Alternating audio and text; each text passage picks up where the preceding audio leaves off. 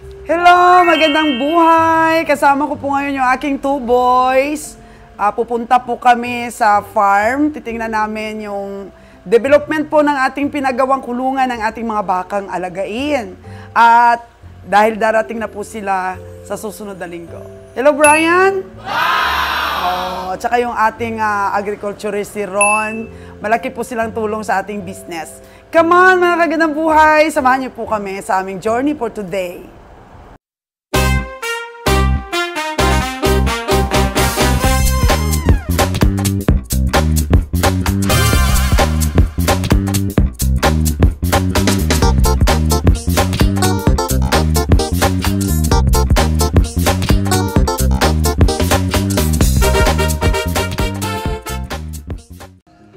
Ayan, dito na po tayo sa ating farm, mga kagandang buhay.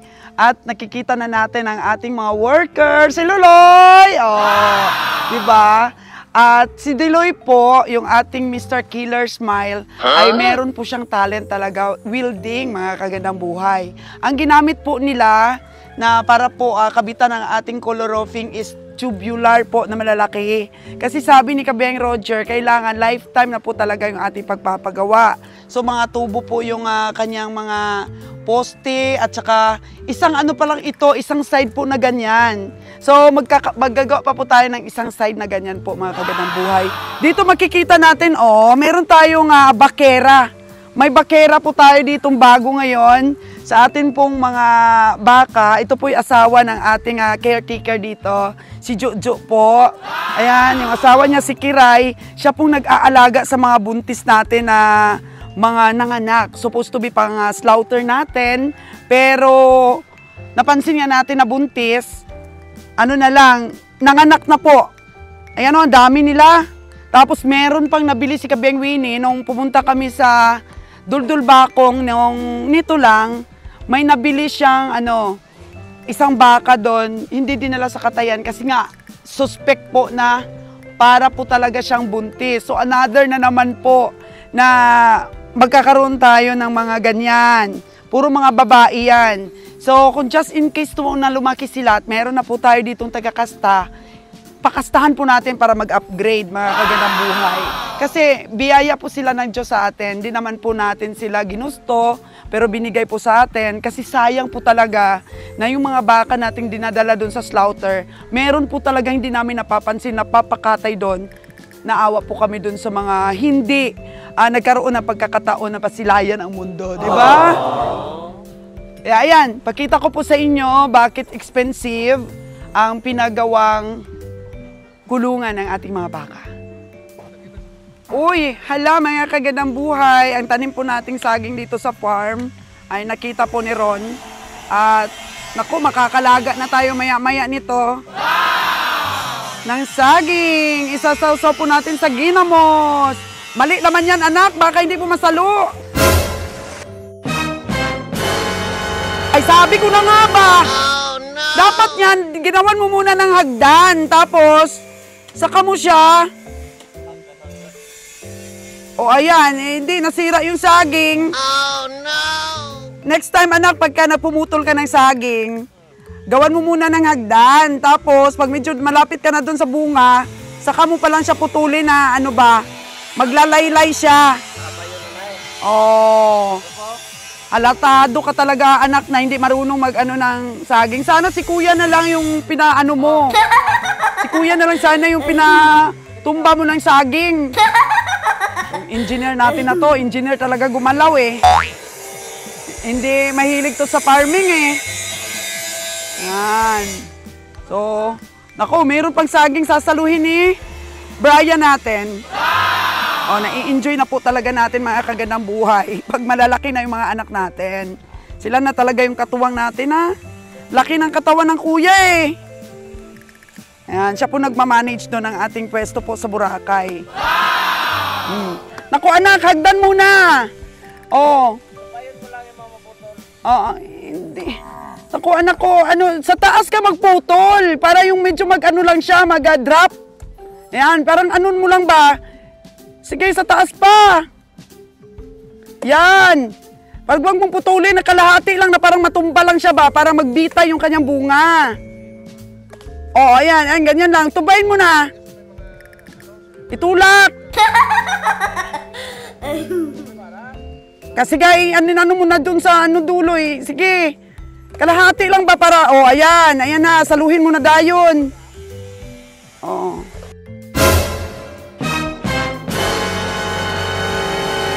Ay, nako, hindi mo sinalo. Oh, no. Wala talaga itong mga anak ko na to, di marunong. Wala na, balda na. Bigay mo na yung mga dahon sa mga ano natin, baka.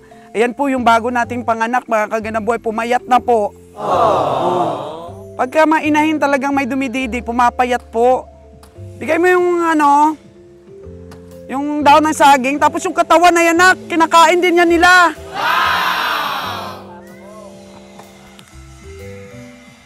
Oh.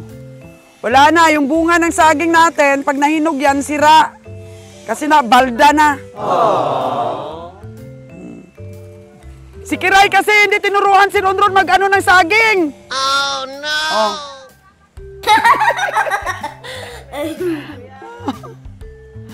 Oh.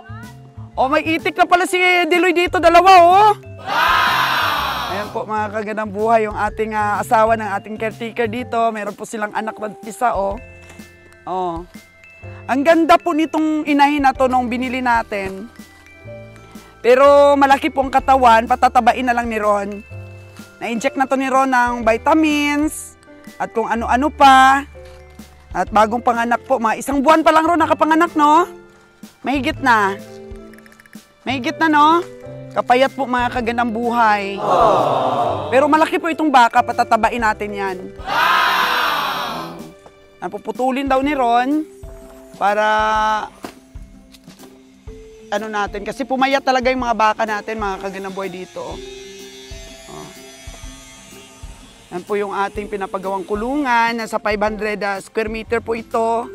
At magiging kulungan lamang natin ito dahil magtatanim po talaga ako ng mais at saka na pier para wag po tayong mahirapan po sa pagkain. At dito po magsisimula ang humble beginning natin para po sa ating farming sa mga baka pong malalahi.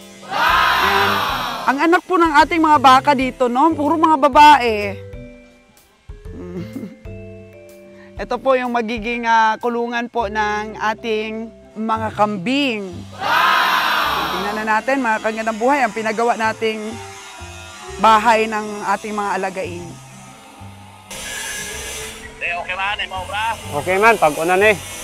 Kay daywang adlaw matapos na na eh, ubra. Diba? Tumawag si Kabeng Roger kay Diloy, oh. Ngayon eh, makita mo na eh. So, darating na po si Kabeng Roger bukas at chinek po niya kay Diloy kung ano na yung natapos sa trabaho. Ano na yung natapos sa trabaho natin, Loy? Matapos yun yung karoon, atop. Matapos niya atop, kulang na lang ang tubo siya tubang sa gilid, ya siding. Oh, makita nyo, mga kagandang buhay, yung ating killer smile sa rolling store. Si Diloy, parang taba ka na ngayon, Loy, Meron na bang inspirasyon? Bakit tumaba ka? Kaon lang. Kain lang? Nako!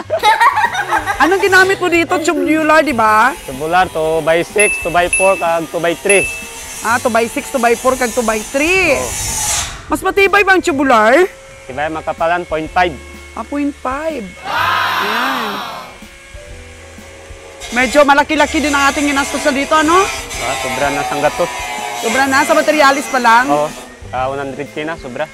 Oo, hindi pa kasali yung ano nun, mga sweldo. Hindi pa. Sa materialis pa lang. Materialis pa lang. Oh, mukhang maganda, Loy, yung pagkakagawa nyo. Pero i-repair pa na yung pintura.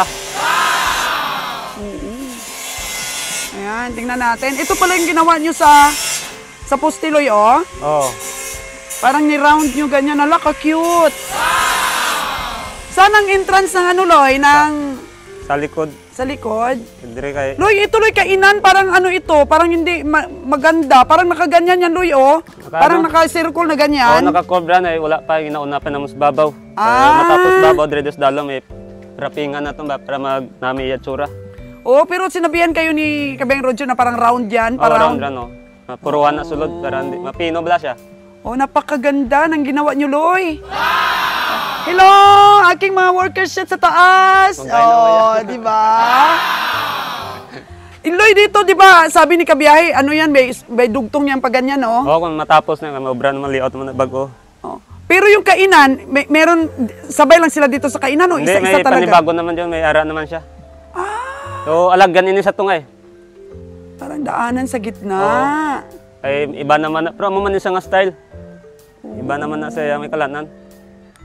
Ang ganda ah. Ano yung pinadagdag na tubo ni Kabiyahe? Yung dress sa tunga, ang iyang suporta. Saan? Andri, Ah, ganyan. Okay, kay... May ito naman, itong daywak bilog, takod ko lang karon i-weldingon ba? Yan po ang atin pong employee po, staff po natin sa store na may abilidad pala sa welding, mga kaginamoy. Bigla natin pinataasan ang sweldo niya. Kasi may na-discover tayo, magaling pala siya sa mga ganitong gawain. Asset na natin, mga kagandang buhay, at magpagawa na rin siguro tayo ng talyer. Meron po tayong dalawa dito na tauhan natin na gumagawa po ng ating mga stainless po na mga kama doon sa bahay. Pwede nating magpagawa tayo ng metal craft, di ba? Pwede. Pwede. Tsaka paaralin natin si Deloy na matuto sa... Mahilig ka ba sa mga sa mga automotive mechanics? Walang hilig. So, ito lang talaga pagyamanin natin. Marunong ka rin sa stainless? Hindi pa masyado. Hindi pa masyado. Hindi ko pa ang stainless sabi. Oo. Dati po, dito si Killer Smile natin walang ngipin. Ngayon may ngipin na, tsaka tumaba-taba. Oh. Si Ron naman kanina, ayun na pinakainan niya ng mga katawan ng saging yung mga baka. Wala pa kaya, nagpangumpay pa, iba eh. Oh. Si Ron naman, si Brian naman, ayun, inipo na yung mga saging. Naku ate, halika dito. Anong balita ate? Marami ka bang tinubo doon sa pira na pinahiram ko sa'yo? Oh, meron din konti. Ito po yung kapitbahay natin. Kamusta yung tindahan mo dyan, ate? Sa bahay mo? Ilipat ko dun kay Kirat na bahay. Ay, lipat mo na. Sino ba si Kirat? Si Kirat yung may bahay doon. Okay. So, kumita ka naman doon sa pinahiram ko sa yung pera. Magbabayad ka na sa akin ngayon? Sige. 5,000 ang hiniram ni ate para meron siyang puhunan sa inom sa piyesta, mga kagandang buhay. Na balik sa atin ni ate. So, okay ate, basta nakatulong po tayo ate, kapitbahay po natin. Mahalin natin yung mga kapitbahay natin. Love you ate, salamat sa pagbalik mo kasi yung iba marunong humiram, di marunong magbalik. Oh no! Sa buli-buli ate pahiramin pa rin kita.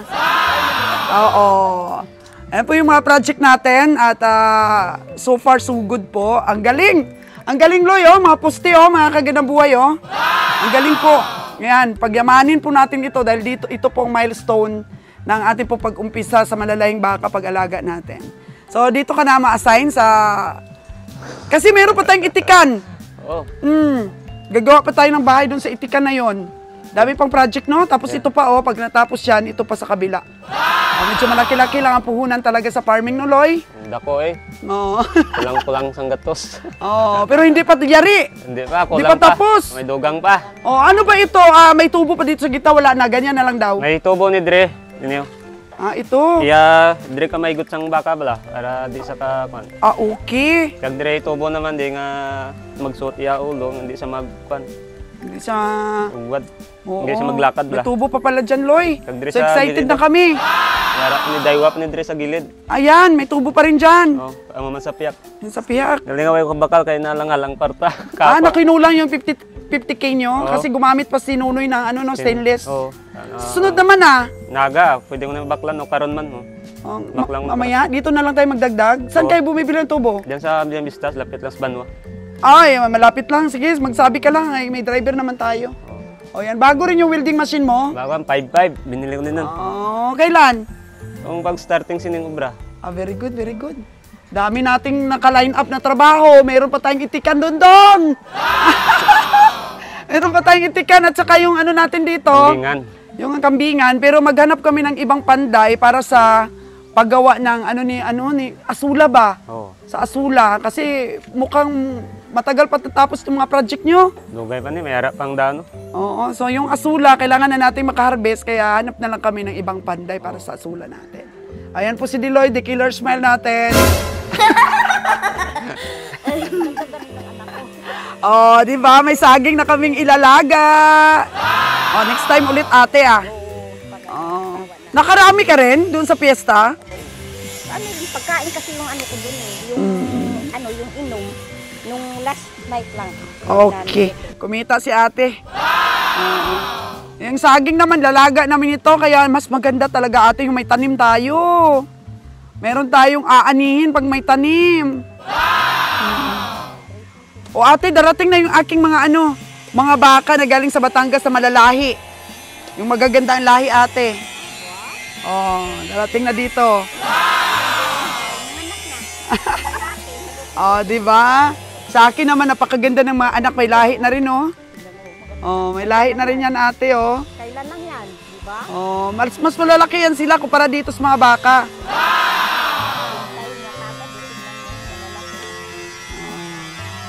Nan mo, gaganda nila oh. Pero payat ang mga nanay. Ilan na yata dito ito, mga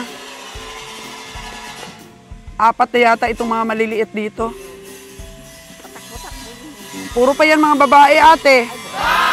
Handa para dumami.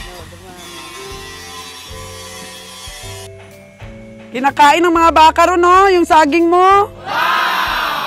Buti yan, ma-refresh sila. Init ang panahon. Oh. Katuwa po mga kagandang buhay yung mga baka natin. Di ba ron puro babae itong mga anak ng mga baka natin? Oh. Ah, ito pala yung isang lalaki, oh. Oo.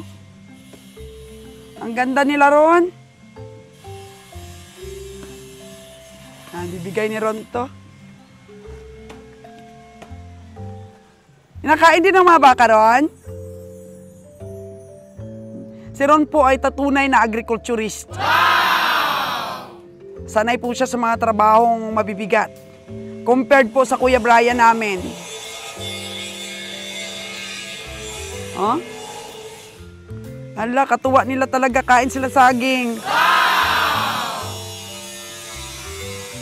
Kailan mo sunod in-check yung mga inahin para sa vitamins? 1 month na siguro. 1 month na silang na-inject, yung una. So, kailan na sunod? Every 3 months ko lang pupurgahin. Every 3 months pupurgahin. Every month, bigyan ng vitamins. Katuwa, oh. Ito bang dalawang ito, halos magkaedad, no? Yung galing to sa Negros, eh, na mga inahin na... O, 2 weeks gap yan. Gusto kong, binili ko ito sa Negros. Tapos, sabi ng may-ari nung binila namin, buntis nga daw. Pero, yung mga date na binigay niya man ng anak, hindi pa nanganak. So, sabi ng kabiyahing Roger, ipakatay na lang, hindi naman daw totoong buntis. Oh, no. Eh, sabi ko, wag muna. Ayan yan nga, nanganak, pero late lang. So, 2 weeks gap lang silang dalawa, oh, halos magkapariyo pa rin ang laki. Oh, ito na po ang tubo natin sa mga nabili nating mga baka. Cute-cute nila, Kuya Brian. Kasing cute mo, Kuya. Sana magkaroon ka rin ng, interest sa pagpa-farming ng baka. Oh, huwag mag-interest doon sa plants-based zombies. Huh?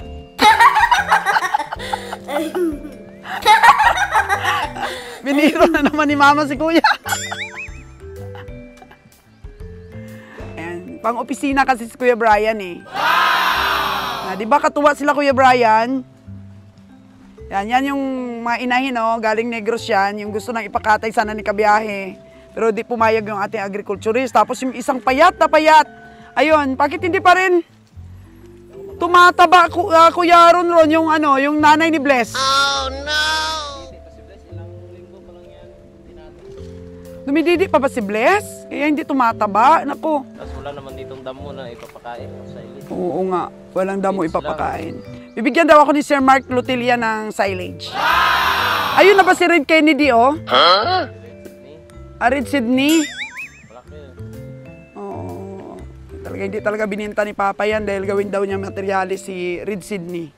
Yan. Bilis lang kumain sa akin. O, kinain nila ron, oh. Mamaya ulit ito, mamaya, oh. Mamaya ulit, bigyan mo sila.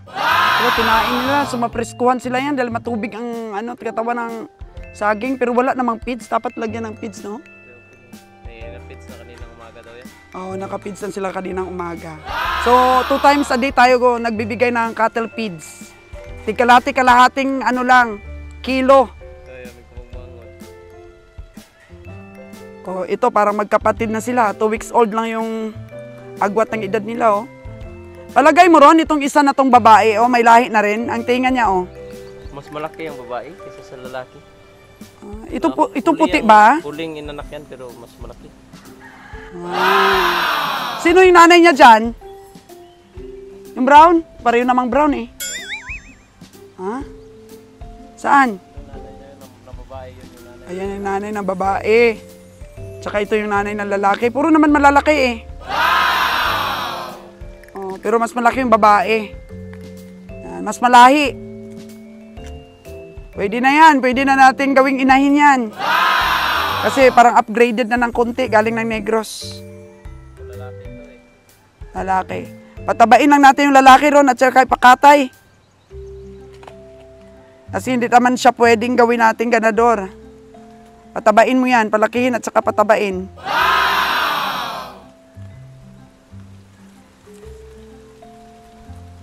Kakatuwa itong mga baka na to. So let's go na. Let's go na para mag-ikot-ikot pa rin tayo para makahanap tayo ng rintahang lupa.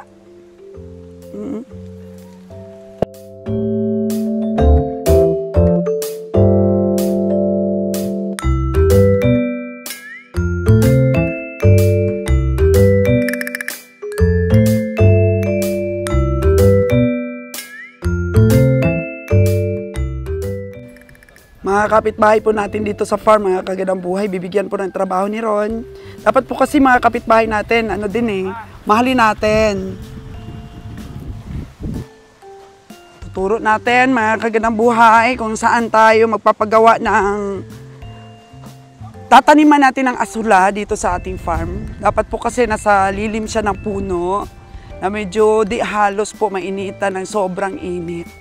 Yan, itong kubo po na to'y luma na. Anuhin na natin ito. Tanggalin na natin itong kubo na itong luma na ito eh. Yan. So yan po yung building na ginawa natin. Puro bakal po yung trusses niyan. Dating puguan ni Ron, gawin na lang nating tulungan mga kambing. So dito, paggawa tayo. Yan, meron po tayong source ng water dito. So saan papunta anak ko? Ay, di pwede. O saan na lang? Hindi. Dito na lang. Tanggalin yung bahay. Tanggalin, tsaka kunin yung mga gamot-gamot. Ayan. O, tanggalin. Tanggalin ang bahay dito. Dito tayo paggawa ng asula. Para po sa asula.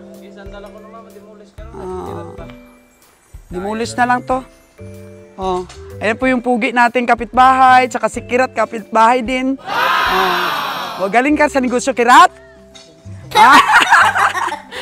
So, kayo na lang ang maggawa dito. Di ba dito, para medyo may puno? Ligon mo ko nga to kung sino dyan nga, no? Dasi ko Di ba? Puso na kamuti sa pagit niya, ha? Baka gusto niya ng saging ron, bigyan mo si saging. Ya, tigjaro sa dara naglagko, puro saging lang na ginakaon nga, tawa mo pa. Oo. Pwede tanggalin itong niyog na isa, sa gabal ito, no? Kaso lang kanugon, dito na lang mag-upisa, no? Wa man namon din na pusli gani. Ma'am, yung mana. Sige, ayun po, magtatanim tayo ng asula dito.